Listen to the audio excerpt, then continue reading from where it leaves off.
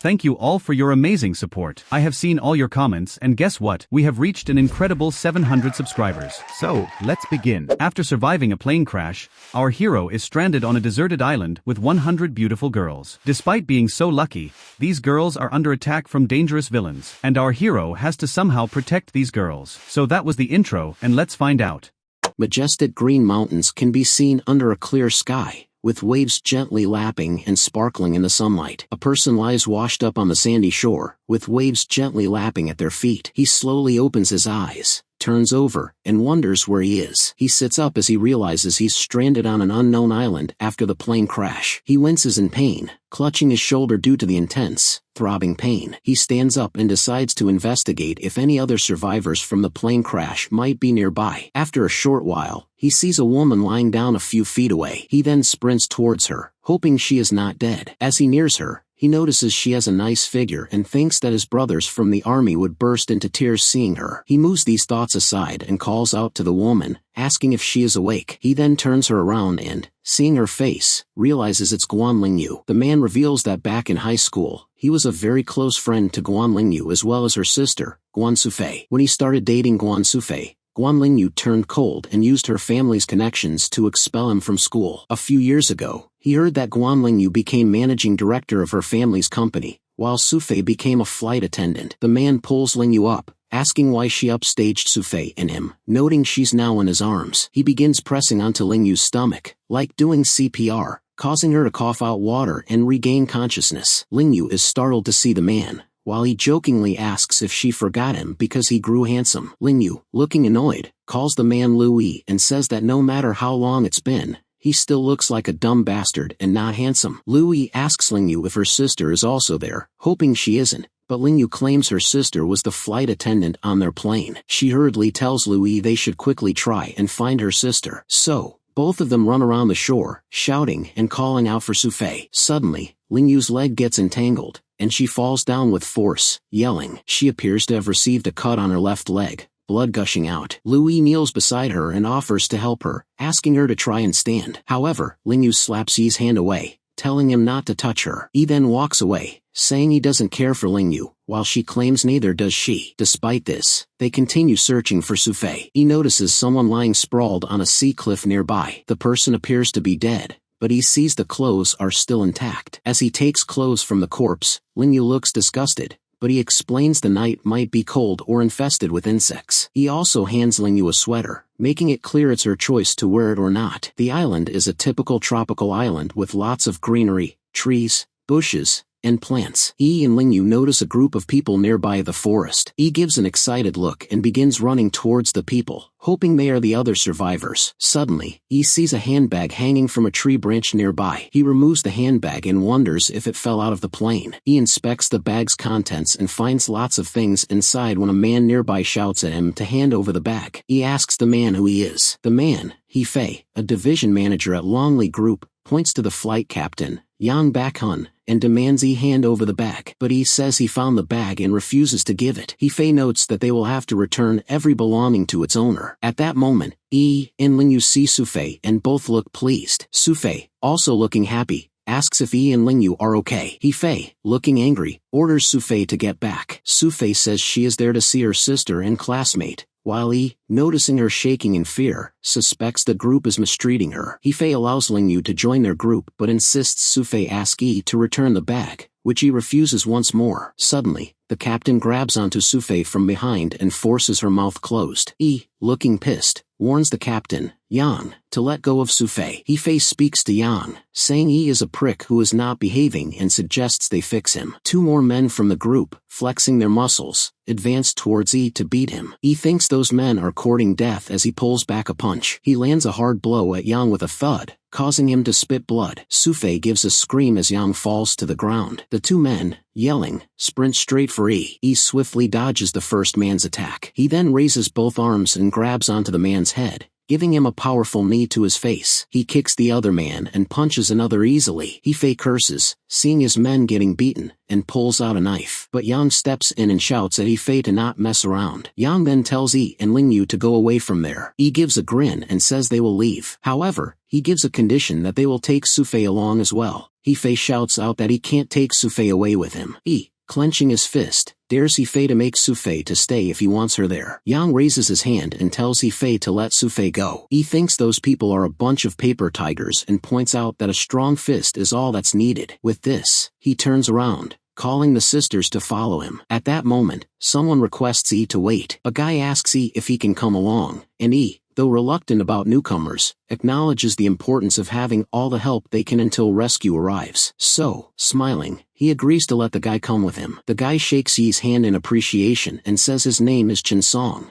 and the two girls behind him are Suzuru and Millie. Seeing them all leave, He asks Yang if they will really let them go. Yang gives a laugh and claims they have all the food, wanting to see if Yi and the others can survive. Meanwhile, Yi is leading his new group through the island. He is aware that Yang has all the supplies and realizes his group will have to search for a temporary shelter right away. Someone informs Yi there's a cave nearby. Yi looks ahead and sees Chinsong waving at him, standing outside a cave, which makes Yi relieved. Yi then delegates tasks. Some will search for washed-up supplies on the beach, while others will fish for food. Lingyu asks Yi what he will do if they do all the work. He points out that he has more important things to do, such as figuring out how to protect the group. Sufei tries to calm Lingyu down, telling her not to fight with Yi. And so, all of them get on with their chores, all looking extremely happy. Chinsong pulls out a piece of iron from the water. It's night, and the group is seated around a bonfire inside the cave. Millie exclaims that she never thought hollow vine could be used as water and praises Yi, while Suzura thanks Yi for taking them in. Chinsong points out Yi's survival skills and asks if he was in the army before. Yi,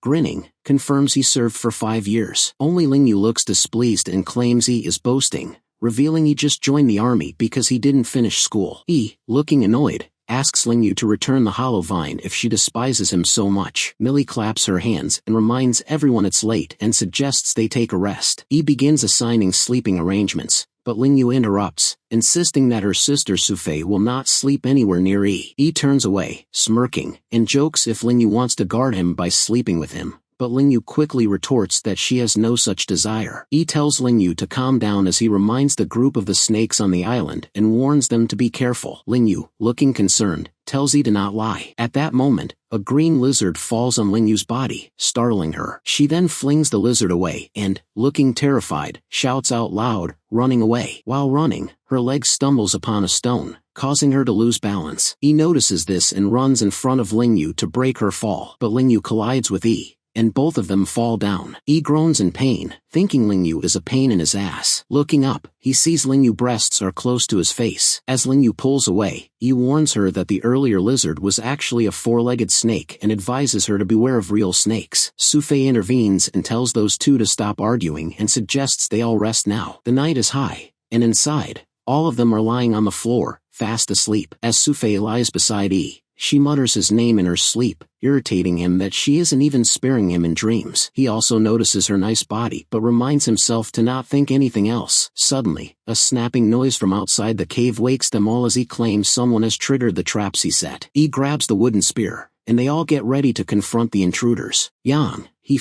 and another man seem to have fallen into Yi's trap. Yang calls out Yi for risking their lives with the traps, but he insists he only set them up to guard against wild animals. Stepping out of the pit, He says he will eat his knife if he finds any wild animals on this island. At that very moment, a loud howl of animals fills the air, and grinning, Yi tells He to start eating the knife. Yang calms He down and tells Yi they just want to borrow light. Chinsong, in anger, yells that they won't lend any of their hard-earned fire. He points the spear at them and offers to give them a torch but demands food and clothes in exchange. Yang agrees to this trade and says they will return shortly with the stuff. Chinsong asks Yi if they will really lend He fire. He points out that they also need clothes and food to survive, so the trade is necessary. Sometime later, He and Yang return with some clothes and packets of food. Yang, smiling, says that's all they can afford to give as they themselves have a large group to feed. He clears his throat and claims those supplies are not enough for a torch and asks for an extra weapon in return. He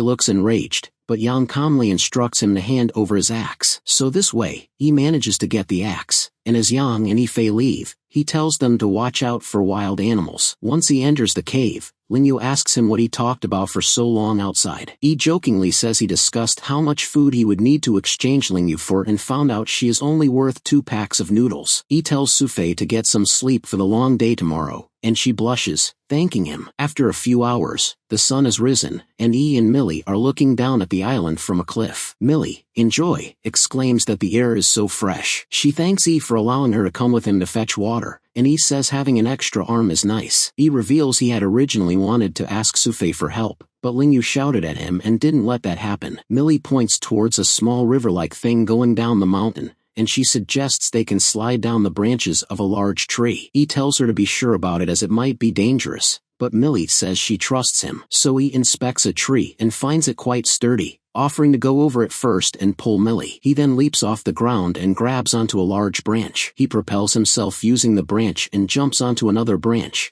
claiming it's not too hard. After that, he turns to grab Millie but sees a shocked look on her face. Millie, looking scared, warns he not to move, pointing to a snake behind him. A massive green snake is right behind E, coiled on the branch. The snake suddenly lunges at E, ready to bite. However, E reacts quickly and grabs onto the snake's throat, but he realizes that he doesn't have any weapon with him to finish off the snake. The snake begins to coil itself around him, and he points out that the sharpest part of his body is his teeth. Opening wide, he bites down on the snake's body and crushes its neck. With just this, the snake dies, and E is relieved. Millie, smiling and impressed, praises E. She lunges towards him as he warns her to look out. E watches in worry as Millie comes slamming into him. She manages to grab onto E as she mutters he is amazing. Saying this, she then kisses him, startling him. Millie then turns away and, grabbing onto the vine, swings away while E looks stunned. E, carrying 3 large coconuts, apologizes to someone, reminding them they can't eat any of these things. Sufei examines the mushrooms and, disappointed, says she thought they would be able to eat their fill. He explains to Sufei that most mushrooms that are colored are toxic and tells her to be careful next time. Lingyu asks what they will eat for dinner that night, pointing out coconuts and snakes won't be enough. He, smiling, says there's still time before the sun sets and offers to take them somewhere. So, as promised, he takes all of them to a beach he found earlier, and as there's a low tide, they can harvest plenty. Lingyu, looking cheerful, tells the girls they should go and play in the cool water. The 3 girls begin jumping with joy and fooling around as he points out that women really are obsessed with water. He then decides to get on with the work. He takes off his shirt and begins to look for edible sea creatures. At once, he notices something and plunges his hand in,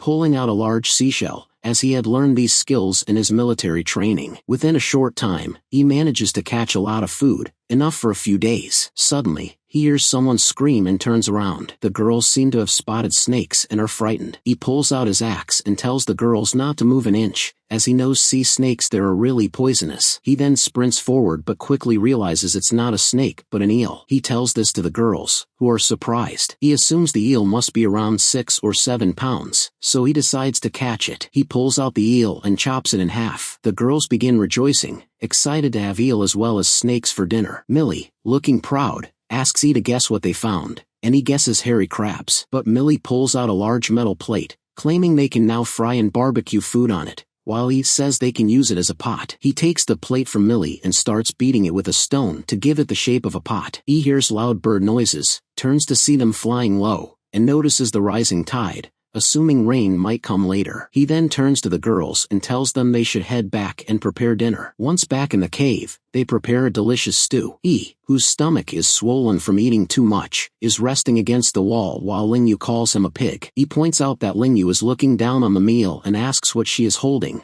while Lingyu says she is just hungry. Sufei asks Lingyu to come and eat with them properly. He used to worry about not having enough food, but now he's concerned about having too much leftover seafood, so he decided to dry the remaining fish. At that moment, he notices the fire being blown strongly by the wind. He looks outside and sees dark clouds approaching the island. He quickly tells the others to follow him outside to do something, as he claims there will be a heavy rainstorm that night. The others swiftly obey his orders, rushing outside to pile up large branches at the cave's entrance and cover them with leaves as instructed. He himself begins digging the ground with the axe. Seeing this, Millie asks E if he is making more traps, but he claims he is doing this to collect the rainwater so they can have fresh water. Smiling, Millie offers to help E with the digging. The wind picks up the pace and soon it begins pouring down. As the wind roars, it begins to blow off the leaves and branches that are piled up at the cave's opening. Chinsong says he will go and put more stuff on the branches, but he points out that it will make no difference now. At this point, E starts to worry that if the rain continues, their cave will overflow with water and kill them all. Sufei informs E that she is very cold, which worries E even more. He tells everyone to curl up together to preserve their body heat as loud thunder shakes the cave. A freezing cold air begins to blow inside the cave, making everyone very cold. As more and more cold air enters the cave, Sufei, on the verge of tears, calls out to E. Now crying, she asks E if he thinks they will die of cold. Sufei, now bawling, says she doesn't want to die, claiming she hasn't even had a boyfriend yet. E pulls her into a half hug, assuring her the storm will pass and they will be fine. Chinsong smiles, agreeing with E and suggesting they participate in a wilderness survival competition together once they're rescued. Seeing everyone being positive, Sufei stops crying and is hopeful they will be rescued. Though E is not certain of being rescued, he plans to keep himself and others alive and give them hope, as without hope, all is lost. He gazes out towards the storm, realizing they'll need better shelter to survive, and wonders how Yang is faring out there. Meanwhile, Ha Fei and his team seem to be having a bad time, all holding onto the trees to avoid being blown away. Suddenly, a man falls down and the other guy holding onto the tree asks what happened. Yang, seeing the condition of his people, curses in rage. Sometime later, the dark clouds begin to clear and the rain slows down. He realizes this and thinks they should remove their wet clothes or they might catch a cold. With that, he removes his shirt. Sufei closes her eyes in embarrassment while Lingyu asks E why he is getting naked there. He explains that he is just taking his wet clothes off so he won't catch a cold and die, and he suggests others do the same. Sufei still looks unsure while Millie agrees to E's suggestion. Millie removes her top gracefully. She then turns to the other girls and tells them not to think much and offers to block them off while they remove wet clothes, and she widens her arms to block the view as E turns away in embarrassment,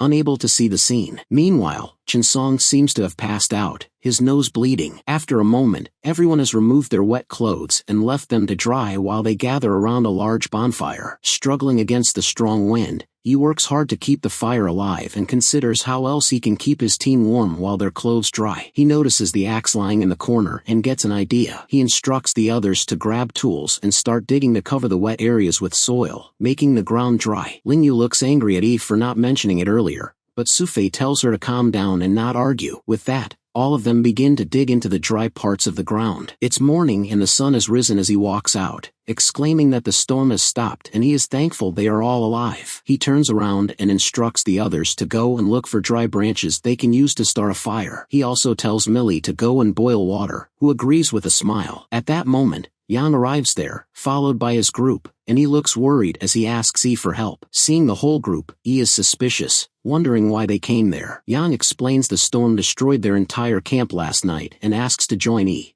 but he refuses, offering only some fire and nothing more. Yang presses on and tells E all he wants is cooperation with him. Yang reveals that the people in his group are all famous figures, so helping them means a reward when they get rescued. Suddenly, the people from Yang's group all begin to offer E riches and companies, begging him to take them in. Two girls begin arguing, each wanting E to save her, and one even claims her family will give E $1 million if he saves her. Seeing all these desperate people, E realizes he has now become an important person, whereas back then he was a nobody. Both Lingyu and Sufei, looking angry, grab E's arms and shout at those offering bribes to save themselves, urging them to fend for themselves. Seeing the sisters stand up for him, E is touched, but Lingyu quickly dismisses any sentimentality, asserting that she is only looking out for herself. He makes his decision and tells Yang's group he can't take them in because of limited resources and offers to give them fire at most. Yang says if he doesn't want to cooperate, that's okay, but requests some food at least. He claims he only has a little bit of food and agrees to share it with them. The people all happily run inside the cave and walk out carrying food items with them. Ha Fei, smirking,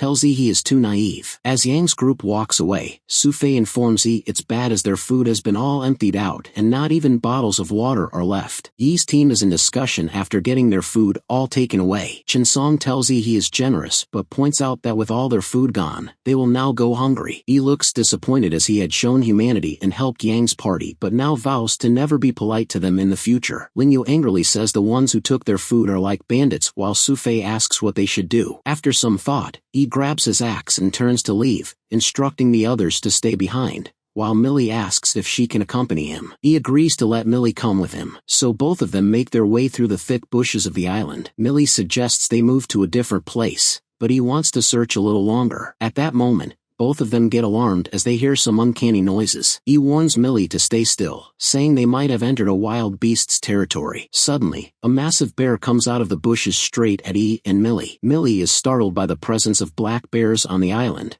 while he worries due to their known aggression and strength, and he decides to outsmart the bear and use his weapon to deal with it. He then shouts at Millie to run away, thinking he will be able to fight better alone. Millie turns to flee but she slips and falls down. The bear targets Millie and lunges at her, its mouth wide open and claws ready. A stone thrown by Yi hits the bear as Yi successfully draws the bear's attention and tells it to come at him. The bear changes its target and runs after Yi, who sprints away. Yi is very fast, so he is able to outpace the bear. However, Yi suddenly stops and begins to analyze how far the bear is from him while Millie looks very worried. Once the bear is close to Yi, it swipes its claw at him. He reacts swiftly and swings out of the bear's attack while doing a backflip. He jumps onto the bear's back, raises his axe, and strikes down at it. He then jumps off the bear's back but curses as he realizes his attack was not fatal. He is aware that a wounded bear can go more berserk, so he takes a few steps back to keep his distance from it. Out of nowhere, the bear strikes and catches Yi off guard, sending him slamming onto the large vines nearby. He realizes his axe has been entangled in the vines,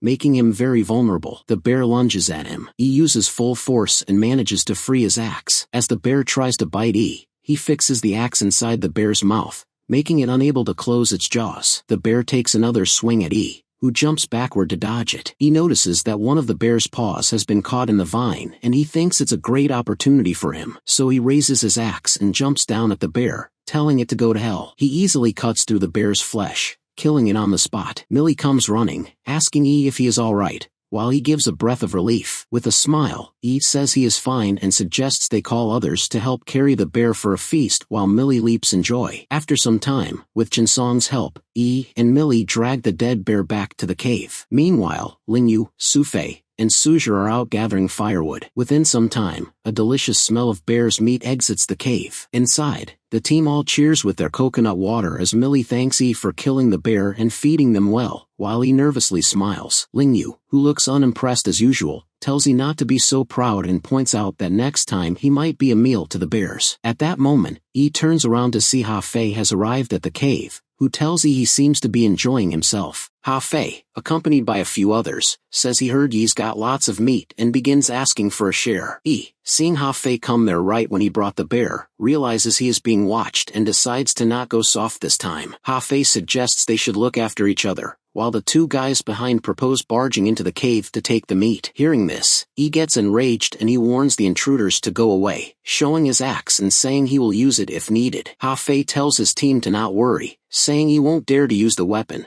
and the guy behind says they should attack. Chinsong steps up, offering to help Yi. Yi turns around and sees his whole team is holding long sticks, ready to fight. With his back watched, Yi dares Ha Fei to step forward to fight. Ha Fei and his team begin to discuss as one says it's just Yi and a few women, so they should win. Meanwhile, Ha Fei suggests a plan. He agrees not to fight but demands Yi send Chinsong with him to negotiate the terms. Yi thinks on this suggestion and, as he knows his group will lose in the end in case of a fight, he decides to let Chinsong toughen up a bit. So he tells Chinsong to go ahead while cautioning him to be careful. Ha Fei smirks and walks with Chinsong outside, suggesting they should trade items, prompting Chinsong to inquire what Ha Fei wants to exchange. Lingyu asks Yi if he will not follow Ha Fei, expressing concern Ha Fei might attack Chinsong, but he is confident Ha Fei won't do anything like that. A while later, Chinsong walks in and claims he made a deal by giving Ha Fei the location of the bears so Ha Fei won't bother them now. Chinsong also explains that initially Ha Fei wanted half of their meat, but after some negotiation, he changed his mind. However, he remains suspicious of Ha Fei's intentions and decides to take extra precautions that night. He also suspiciously looks at Chen Song, who has a concerned look and seems to be holding on to something in his pocket. The night has fallen and everyone is fast asleep in the cave. Lingyu is still scolding Yi in her dreams as usual. Suddenly, Yi wakes up and realizes he slept until midnight as he remembers he and Chen Song had agreed to change shifts. He turns around but finds out that Chen Song isn't there. He receives more shock when he notices all the meat, water, and even his axe are gone. Suddenly a thought strikes him as he suspects Chen Song just betrayed him. He then wakes up the remaining members, shouting that their things are stolen. Lingyu asks why their belongings are missing while Chen Song was on watch duty, and he suggests they visit Yang's camp to uncover the truth. After a while, Yi and his team arrive at the other camp and Yi instantly notices Chen Song. He quickly tells the girls to keep quiet and find a place to hide. Hidden behind large leaves, Yi peeks out to see what is happening. Chen Song, who seems very pleased surrounded by women, reveals he used sleeping pills to knock down Yi and his team. Hearing this, Millie gets angry and says she never expected this of Chen Song. Su Fei asks what they should do now without the axe, and he points out that Yang and Ha Fei aren't around, speculating they might have gone to deal with the bears. Yi suggests they sit quietly and steal the axe when at that moment a man shouts and screams, telling everyone to run from a big boar. Yi tells the girls they should leave the area or will be caught in the crossfire. They get away and hide behind a big mound of dirt and grass. Meanwhile, Ha Fei is at the front holding Yi's axe, facing the boar while his team is behind him. The boar charges forward and knocks down everyone in its path while Yang flees away. Yi looks pleased seeing this and he says those people deserve it for stealing his meat. At that moment, Yang notices Yi hiding and runs towards him asking for help while the boar charges behind. Yang and Yi run towards Yi while Yang requests Yi for help in saving him and his people. But he refuses to do anything and tells Yang to figure it out for himself as he caused all this trouble. Yi cries out that he knows he is wrong and claims he did what he did just to keep his people alive. Yi gives a sigh and states he isn't a fool to trust them anymore but agrees to do something once he gets his axe back. Yi quickly agrees to give the axe and begs Yi to save them. He flings the axe towards Yi while Yang reminds him to not abandon them. But to Yi's surprise, Yi grabs the axe and turns away. Walking away, Yi looks back and suggests Yang and Yi use the fire torches. Yi is aware that most wild animals fear fire and is sure the wild boar will flee at the sight of it. Yi reminds Yang they have some fire at their camp, so both of them run to fetch the fire. Once Yi and his team reach the cave, Yi says that they can't stay there any longer, but Lingyu protests that the current place is perfect for gathering food. In annoyance, Yi smacks Lingyu's forehead, claiming her IQ is very low. Yi begins by addressing their first issue, the constant theft of their food by the other group, followed by the concern that their mud-made cave could collapse during storms. Su Fei expresses concern that if they stay far from the crash site, they might miss the rescue team. He points out he thought about this and suggests they look for a suitable rocky cave near the coast, so all of them climb the extremely rocky and hard cliff while he scans the area. He shouts at the girls to take a break there, prompting Millie to ask where he will be going. He informs them that he noticed a flat land nearby and will go check it out. Millie waves at E and shouts back, telling him to be careful. E jumps down and lands feet below as he hopes to find a natural rocky cave suitable for living. At once, his attention goes towards a number of rock piles all arranged in perfect rows a little ahead. Based on the weathering of the stones, he assumes them to be at least 5 years old. He comes to the conclusion that someone must have lived in this part 5 years ago and begins to wonder what might have happened to that person. To find the truth, he decides to dig around the piles as he apologizes to that stranded person if it turns out to be their grave. With this, he begins to dig the ground. At that moment, the girls arrive there asking E if he is going to build a stone camp there. E explains that he found some traces of more survivors who might have ended up on this island long ago and asks the girls to help him find clues. Sufei notices something and points at it,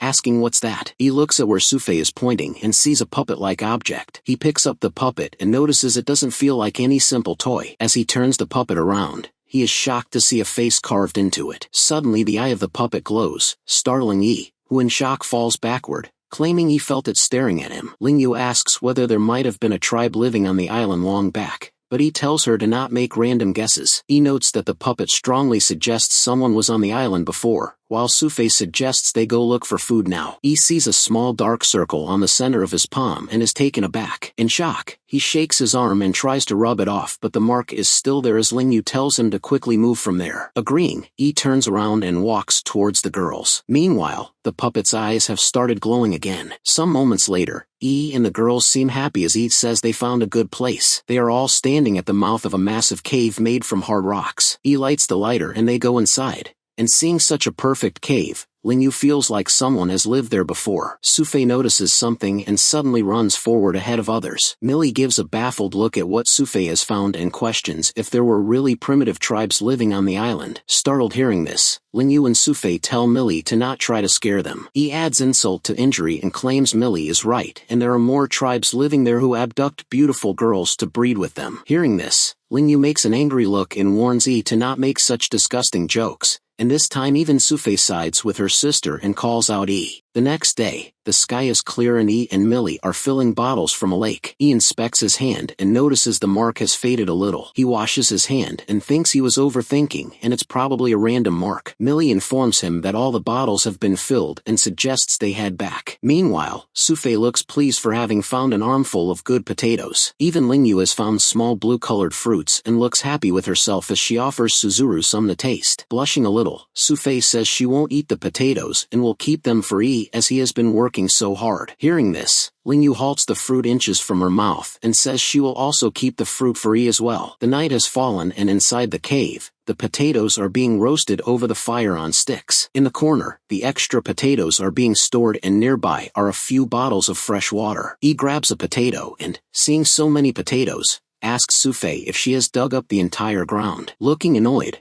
Lingyu asks Yi if he plans to start farming. Yi points out that if they aren't rescued soon, they need to prepare for the long haul, considering the rescue team might not know about the crash yet. Sufei tells Yi to not be negative, claiming she doesn't want to stay on the island for too long. Millie stretches and yawning says she will go and lie down while Lingyu calls Sufei to come and sleep next to her. Seeing the girls take up all the floor space, Yi asks where he should sleep, but when Millie suggests he sleep near her, Lingyu vehemently protests. Now looking embarrassed, Lingyu explains that since Sufei is sleeping next to Millie, if he is near, he might get bad ideas. So he goes and lies down at the entrance of the cave. Lingyu stares at Yi and, standing up, shouts at him, asking if he is angry about what she said. Then she tells Yi that she knows what is inside his mind. Lingyu points a finger at Yi and accuses him of wanting to take advantage of them all. Taken aback at this accusation, Yi sees that the girls except Millie are looking uncomfortable. He then gets up and in an annoyed tone walks away, calling Lingyu crazy. Meanwhile, Lingyu begins to smirk and asks Yi if he is afraid and tells him to come at her if he is a man and begins to remove her top. Seeing this, Yi is astonished and he grabs Lingyu's arm to stop her from doing anything further. He is even more flabbergasted when he sees Suzuru undressing herself. With this, both Lingyu and Suzuru begin offering themselves to Yi while he begs the other girls to come and help him. Heeding the call, Sufei and Millie rush to Yi's aid and remove those girls off him while Yi is still confused about why those girls acted like that. Suddenly Sufei remembers the small blue fruits from earlier and, saying Lingyu and Suzuru had eaten them, throws a pouch of those fruits at Yi. He opens the pouch and claims he doesn't recognize the fruits while Millie says it looks like red rosemary. She goes on to explain, causing Suzuru to be free, who begins terrorizing Sufei. Millie examines the fruit closely, confirming it's indeed the rosemary fruit, and explains its hallucinogenic effects,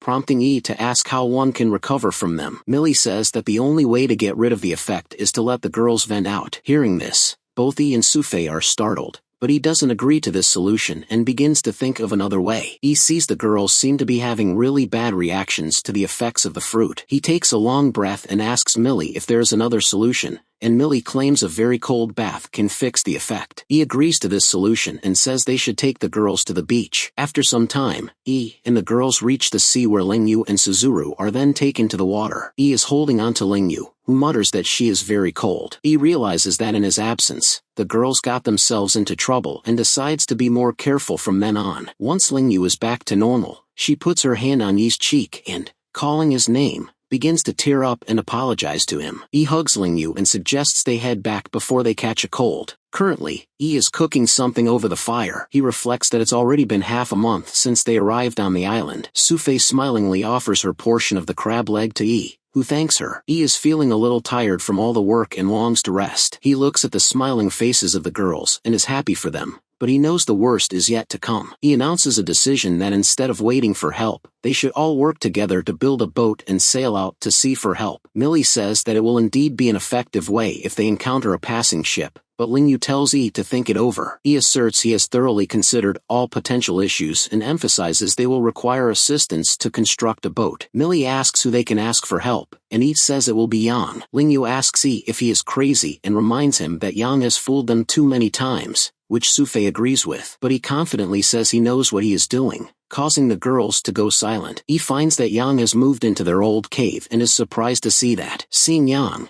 he asks him why he is there and if he's had enough of concubines. He reveals that he is there for cooperation. He explains that there is a very slim chance of the rescue team arriving and reveals his plan to build a raft so they can set sail to look for help. Yang is surprised to hear this plan. He knows that even Yang longs to return home as soon as possible, so he is positive Yang will agree. And sure enough, Yang says he will do anything to get home. He then explains that to build the raft, they will need many materials and decides to divide into groups, each with different tasks. Yang says that they have run out of food and have been living off coconuts, prompting Yi to ask about the boar they killed. Yang claims they couldn't kill the boar and it got away, then asks Yi to come up with a plan to ensure they can successfully hunt it down. Yi agrees to help but sets a condition that Yang has to do as told, which Yang agrees to. Killing wild boars is not easy, and after a long discussion, Yi and the others decide to dig a trap and lure the boar in. Also, Yi was chosen to be the bait as he is the most agile among all, causing Lingyu to scold Yang and Yi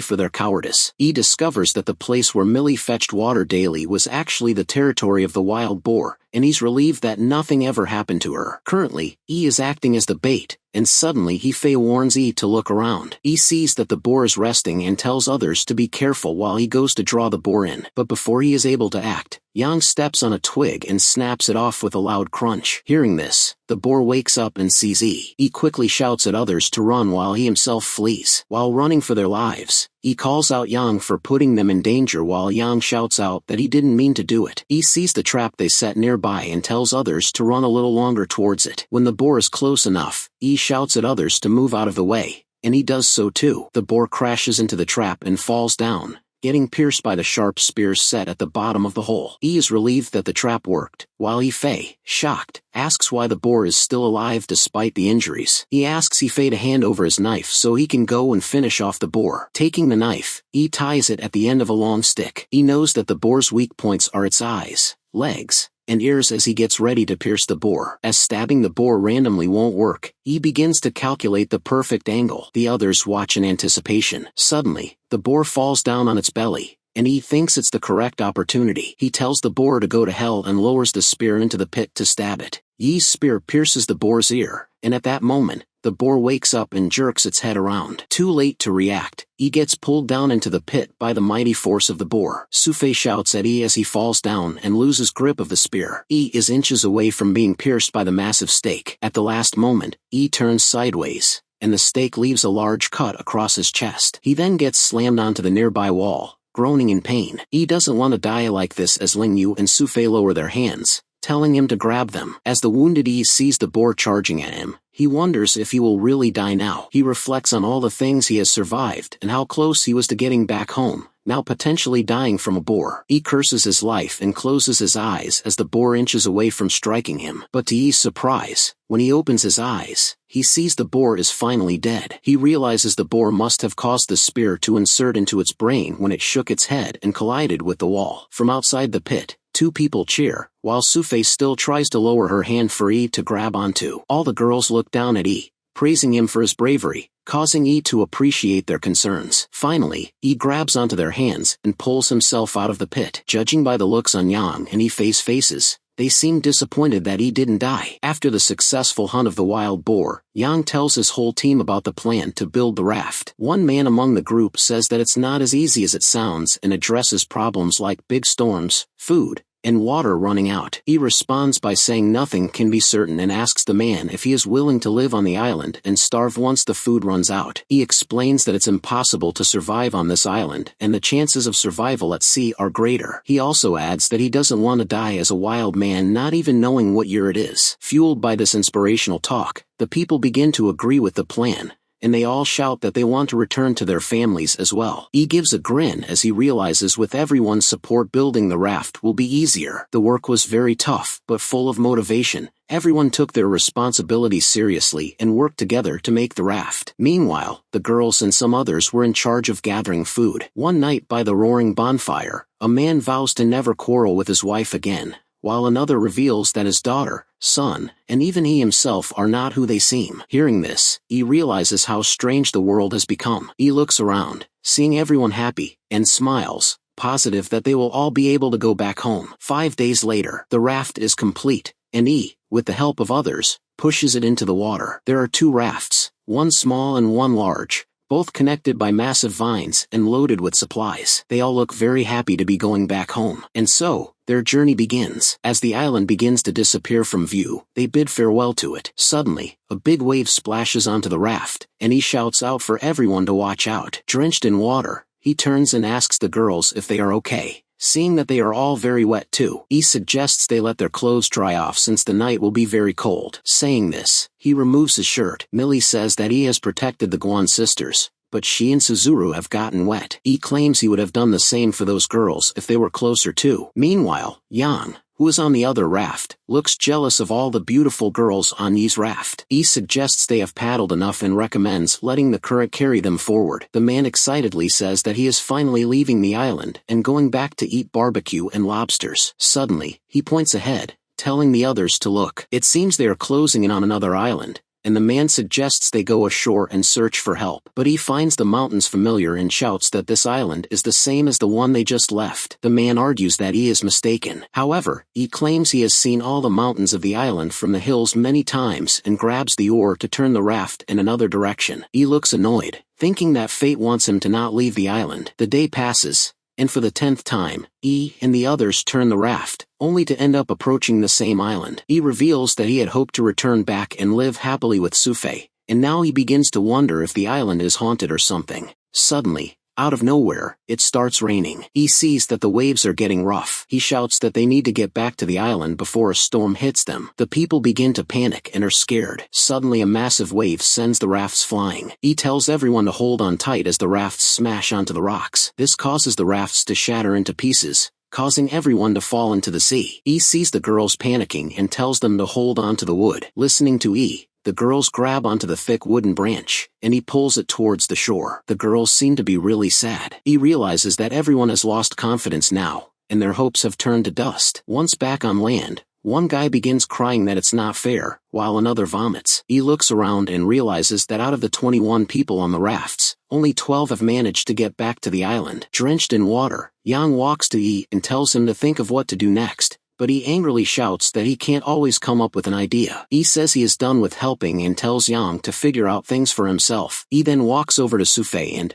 offering her a hand, suggests they get back. Once back in their cave, he prepares medicine using the herbs and offers it to Sufei. However, Sufei knocks the medicine away, saying she doesn't want it. She looks hopeless as she realizes they will never be able to leave the island and claims she'd rather die. Millie says she is very tired and doesn't want to move. He looks over at the spilled medicine and, in anger, stands up and shouts at Sufei. He explains that he understands the girl's frustration and insists it's not the end, vowing to never let go of the hope to return home. He scolds Sufei for wanting to die and says it will be hard on her family if they find out. Sufei tells Yi to calm down and promises she won't say such things in the future. Yi turns away, looking pissed, and says he is really angry as he couldn't protect Sufei. Suddenly, Sufei hugs Yi from behind and assures him he has done enough to protect her and the others. 3 days later, out on the sunny beach, Yi and the girls are gathering coconuts while he feels guilty for scolding Sufei before. However, from his scolding, Sufei recovered well and even helped him look after the other girls. Yang arrives with his party and claims he has been trying to find Yi for the last few days. He asks Yang why he is there, and Yang says he is there to thank Yi for finding them food,